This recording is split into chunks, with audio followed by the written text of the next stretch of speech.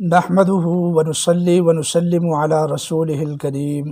اما بعد فاعوذ بالله من الشيطان الرجيم بسم الله الرحمن الرحيم يا ايها الذين آمنوا اتقوا الله وكونوا مع الصادقين صدق الله العظيم۔ میں مولوی انیس الرحمن طاہر نوجوانان توحید و سنت ضلع گوجرانوالہ کی مناظرہ کمیٹی کا ذمہ دار اور نوجوانان توحید و سنت ضلع گوجرانوالہ کی باڈی کا رکن بات کر رہا ہوں۔ ہمارا یہ نظریہ ہے کہ اہل السنت کے جو بھی عقائد ہیں وہ اللہ کے قرآن اور پیغمبر کے فرمان سے ثابت ہے، لہٰذا جو بندہ بھی اہل السنت کے عقائد کے ساتھ اختلاف کرتا ہے گویا وہ اللہ کے قرآن کے ساتھ اور پیغمبر کے فرمان کے ساتھ اختلاف کرتا ہے۔ ہم اللہ کے قرآن کو اسی طرح سمجھتے ہیں جس طرح اہل السنت کے اکابرین ائمہ علماء اور مفسرین نے سمجھا ہے۔ اس امت کے اوائل ہی میں اہل السنت کے مقابلے میں ایک طبقہ کھڑا ہوا جن کو معتزلہ کہا جاتا ہے۔ ان کا وجود اس طرح پیدا ہوا کہ حضرت امام حسن بصری رحمۃ اللہ علیہ تعالی درس حدیث دے رہے تھے کہ ان کا ایک شاگرد واصل بن عطا اس نے ایک مسئلے میں اپنے استاذ حضرت حسن بصری رحمۃ اللہ علیہ تعالی سے اختلاف کیا، تو حضرت حسن بصری نے فرمایا کہ ھذا الرجل اعتزل عنا، کہ یہ آدمی ہم سے یعنی اہل السنت سے جدا ہو گیا۔ پھر واصل بن عطا اور اس کے جتنے بھی ہم خیال لوگ تھے ان کا نام معتزلہ پڑ گیا، اور معتزلہ کے جو عقائد اہل السنت کے خلاف ہیں وہ کئی عقائد ہیں۔ ان میں سے ایک عقیدہ جادو کی تاثیر کا مسئلہ ہے۔ معتزلہ کا عقیدہ ہے کہ بمشیت الہی بھی تاثیر جادو کا کوئی وجود نہیں ہے، اور وہ تاثیر جادو کے اللہ کے حکم کے ساتھ اور مشیت کے ساتھ بھی جادو اثر نہیں کرتا، یہ ان کا نظریہ ہے۔ اور اسی بات کو اہل السنت کے ایک بہت بڑے مفسر علامہ قرطبی رحمۃ اللہ علیہ تعالی نے اپنی تفسیر قرطبی میں ارشاد فرمایا ہے کہ ذهب عامة المعتزلة إلى أن السحر لا حقیقت له، کہ عام معتزلہ جو ہیں ان کا یہی نظریہ ہے کہ جادو کی تاثیر کا کوئی وجود نہیں ہے اور اللہ کی مشیت کے ساتھ بھی یہ اثر نہیں کرتا اور اس کی کوئی حقیقت نہیں ہے۔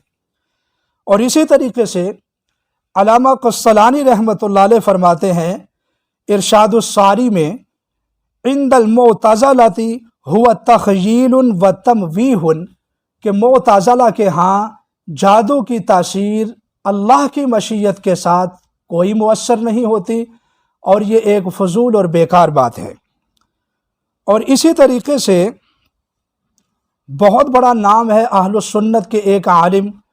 علامہ عبدالعزیز پرہاروی، یہ میرے پاس کتاب پڑھی ہوئی ہے نبراس، اس میں وہ فرماتے ہیں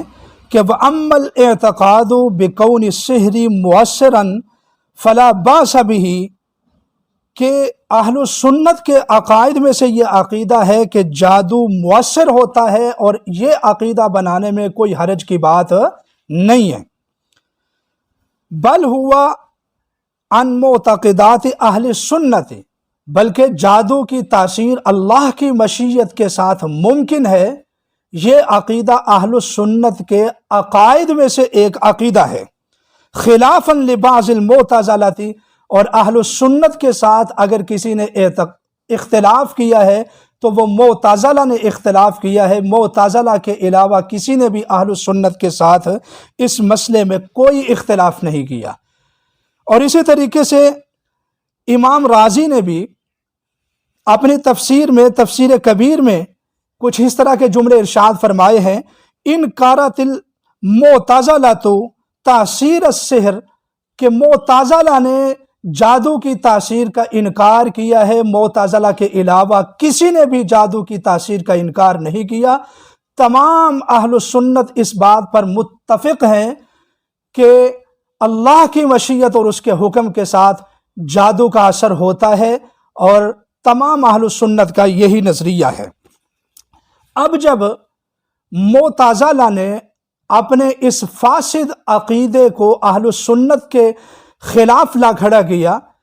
تو اپنے عوام اور ماننے والوں کو قائل کرنے کے لیے ان کو کچھ دلائل کی ضرورت تھی، تو لہٰذا انہوں نے اپنی رائے کے ساتھ اور اپنی مرضی کے ساتھ اللہ کے قرآن کی بعض آیتوں کو اپنے اس فاسد عقیدہ کے اوپر فٹ کرنے کی مذموم کوشش کی، اور یہ عمل جو ہے یہ بدعتیوں کا عمل ہے کہ اپنی خواہش اور اپنے طریقے کے مطابق، اپنی مرضی کے مطابق، اپنی ہی رائے کے ساتھ اللہ کے قرآن کی کسی آیت کی غلط تفسیر کرتے ہوئے اپنے اس فاسد عقیدے کو ثابت کیا جائے۔ چنانچہ الاعتصام میں علامہ شاطبی رحمۃ اللہ علیہ تعالی فرماتے ہیں، اِنَّكَ لَا تَجِدُ مُبْتَدِعًا مِمَّن يُنْسَبُ إِلَى الْمِلَّةِ إِلَّا وَهُوَ يَسْتَشْهِدُ عَلَى بِدْعَتِهِ بِدَلِيلٍ شَرْعِيٍّ، کہ بے شک تو نہیں پائے گا کسی بدعتی کو جو اپنے کسی بھی من گڑت عقیدے کی طرف اپنے مسلک کو منسوب کرتا ہے، مگر وہ اپنی اس بدعت کو ثابت کرنے کے لیے کوئی نہ کوئی دلیل شرعی اپنے وہم و گمان اور اپنی مشیت کے مطابق فَيَنزِلُهُ عَلَى مَا وَافَقَ عَقْلَهُ وَشَهْوَتَهُ، وہ اس دلیل شرعی کو اپنی عقل اور اپنی خواہش کے مطابق، اپنی سوچ کے مطابق اپنے اس فاسد عقیدے کو ثابت کرنے کی کوشش کرے گا۔ لہٰذا اس کا یہ جو نظریہ ہوگا جو اللہ کے قرآن کی کسی آیت سے اپنی مرضی کے مطابق اس نے اخذ کیا ہے، اس کا کوئی اعتبار نہیں ہے۔ اور اسی طریقے سے مجدد الافسانی نے مکتوبات ربانی میں، یہ میرے پاس پڑھی ہوئی ہے، مکتوبات امام ربانی، علامہ شیخ احمد سرہندی رحمۃ اللہ علیہ تعالی، اس میں میرے پاس حوالہ موجود ہے کہ وہ ارشاد فرماتے ہیں کہ زیرا کہ ہر مبتدع و ضال عقائد فاسدہ خود را بزام فاسد خود از کتاب و سنت اخذ می کند، پس ہر معنی از معنی مفہومہ ایہاں معتبر نہ باشد۔ فرماتے ہیں کہ ہر بدعتی اور گمراہ شخص اپنے فاسد عقائد و نظریات کو اپنے فاسد گمان کے مطابق اپنی مرضی سے کتاب و سنت سے بنانے کی کوشش کرتا ہے، لہٰذا اس معنی کو جو اس نے اخذ کیا ہے اس کو معنی مفہومہ معتبر سمجھ لیا جائے، معتبر سمجھا جائے، ایسی کوئی بات نہیں ہے، بلکہ اس کا کسی قسم کا کوئی اعتبار نہیں ہوگا، کیونکہ وہ اپنی اس بدعت کو، اپنے بدعتی عقیدے کو اپنی خواہش کے مطابق اللہ کے قرآن سے ثابت کرنے کی کوشش کرتا ہے۔ چنانچہ اب معتزلہ کو بھی اپنے اس فاسد عقیدہ کے جادو کی کوئی تاثیر نہیں، اگرچہ اللہ بھی چاہیں تو، یعنی اللہ کا حکم اور مشیت ہو تب بھی جادو اثر نہیں کرتا، اپنے اس گندے اور فاسد عقیدے کو ثابت کرنے کے لیے انہوں نے قرآن پاک کی بعض آیتوں کا سہارا لیا، جن کو انہوں نے اپنی مرضی کے مطابق فٹ کرنے کی کوشش کی۔ اور میں نہیں کہہ رہا ہوں، بلکہ یہ امام رازی رحمۃ اللہ علیہ، جو کہ اہل سنت کے بہت بڑے امام ہیں اور معتبر مفسر ہے، جن کو ہمیں بھی اور ساری امت کو ان کے اوپر اعتبار ہے، وہ فرماتے ہیں کہ اما المعتزلۃ فقد احتجوا علی انکارہ بوجوہ، کہ جادو کی تاثیر کا انکار کرتے ہوئے معتزلہ نے کئی دلیلیں قرآن پاک سے پکڑنے کی کوشش کی، جو کہ انہوں نے اپنی ہی تفسیر بالرائے کے ساتھ ان میں سے جادو کا کوئی اثر نہیں ہوتا یہ مسئلہ ثابت کرنے کی کوشش کی۔ احدھا قولہ تعالی، ان میں سے ایک دلیل یہ ہے کہ لا یفلح الساحر حیث اتا۔ اب یہ دیکھیں آپ کہ لا یفلح الساحر حیث اتا، سب سے پہلے کہ جادو کی کوئی تاثیر نہیں ہے اللہ کی مشیت کے ساتھ بھی، اس کے اوپر اپنے اس فاسد عقیدے کے اوپر سب سے پہلے اگر کسی نے یہ دلیل بنائی تو وہ معتزلہ نے بنائی تھی۔ اور امام راضی فرماتے ہیں وَثَانِيهَا قَوْلُهُ تَعَالَى وَقَالَ الظَّالِمُونَ إِن تَتَّبِعُونَ إِلَّا رَجُلًا مَسْحُورًا، یہ جو دلیل ہے قرآن پاک کی، یہ بھی سب سے پہلے کہ جادو کی کوئی تاثیر نہیں ہے، اور اسی طریقے سے بنی آدم کے اوپر جادو کا کوئی اثر نہیں ہوتا ہے، یہ عقیدہ سب سے پہلے معتزلہ نے بنایا۔ اور اس کے اوپر دوسری دلیل انہوں نے پیش کی کہ ان تتبعون الا رجلا مسحورا، لہٰذا آج کے زمانے میں بھی جو یہ دلیلیں پیش کرنے کی کوشش کرے لا یفلح الساحر حیث اتا اور وقال الظالمون ان تتبعون الا رجلا مسحورا، اس طرح کی آیتوں سے جو بندہ یہ ثابت کرنے کی کوشش کرے کہ جادو کا کوئی اثر نہیں ہوتا، اگرچہ اللہ چاہے اللہ کے حکم کے باوجود بھی جادو کا کوئی اثر نہیں ہوتا، وہ معتزلہ کے ساتھ اس کا شمار ہوگا، اہل السنت کے وہ مقابلے میں کھڑا ہو جائے گا۔ اور اسی طریقے سے اہل السنت کے ایک بہت بڑے امام اور معتبر ترین امام ہیں جن کو ساری دنیا علامہ مانتی ہے، امام ہیں، وہ فرماتے ہیں، علامہ ابن قیم فرماتے ہیں، میرے پاس حوالہ موجود ہے فوائد البدائع کا، وہ فرماتے ہیں کہ معتزلہ کے دلائل اس مسئلے میں یہ ہیں کہ جادو کی اللہ کی مشیت کے ساتھ بھی کوئی تاثیر نہیں ہے۔ پہلی دلیل ان تتبعون الا رجلا مسحورا، دوسری دلیل قال فرعون لموسیٰ انی لأظنک یا موسیٰ مسحورا، تیسری دلیل وقال قوم الصالح انما انت من المسحرین، چوتھی دلیل وقال قوم شعیب انما انت من المسحرین۔ یہ جو دلیلیں ہیں جادو کی کوئی تاثیر نہیں ہے اگرچہ اللہ چاہے، یہ دلیلیں بنانے کی مذموم کوشش کی ہے سب سے پہلے معتزلہ نے، اور یہ میں نہیں کہتا، یہ امام راضی فرماتے ہیں اور علامہ ابن قیم فرماتے ہیں، اور میرے پاس تقریباً 30 حوالہ جات موجود ہیں کہ اہل السنت کے آئمہ نے اس زمانے میں، جس زمانے میں معتزلہ کا وجود تھا اور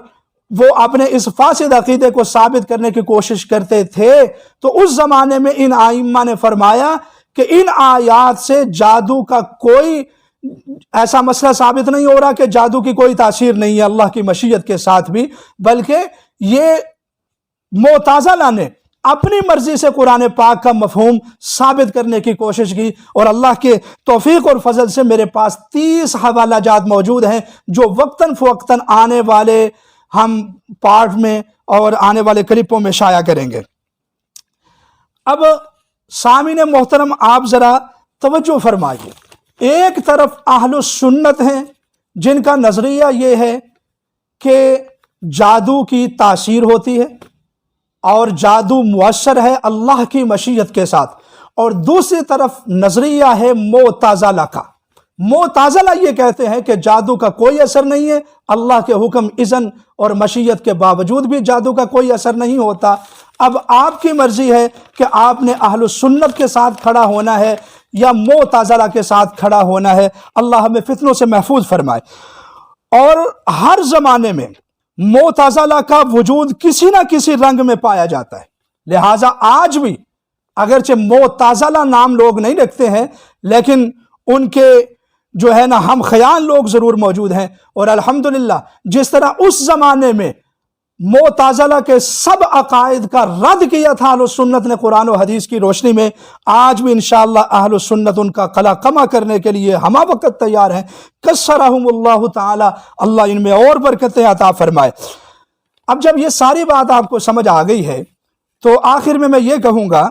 کہ جب معتزلہ نے اپنے فاسد عقائد کے لیے یہ دلائل گھڑنے کی کوشش کی، یعنی اپنے فاسد عقیدے کو اللہ کے قرآن سے اپنی رائے اور اپنی خواہش کے مطابق ثابت کرنے کی کوشش کی، اور اہل السنت کے علماء نے اس وقت نشاندہی فرمائی اور ان کے خلاف مناظرے کیے، اور کتابوں میں، تفسیروں میں، عقائد کی کتابوں میں وضاحت فرمائی کہ اہل السنت کا یہ نظریہ ہے کہ جادو کی تاثیر اللہ کے حکم کے ساتھ ممکن ہے، اور معتزلہ کا یہ نظریہ ہے کہ جادو کی کوئی تاثیر نہیں ہوتی ہے۔ تو لہٰذا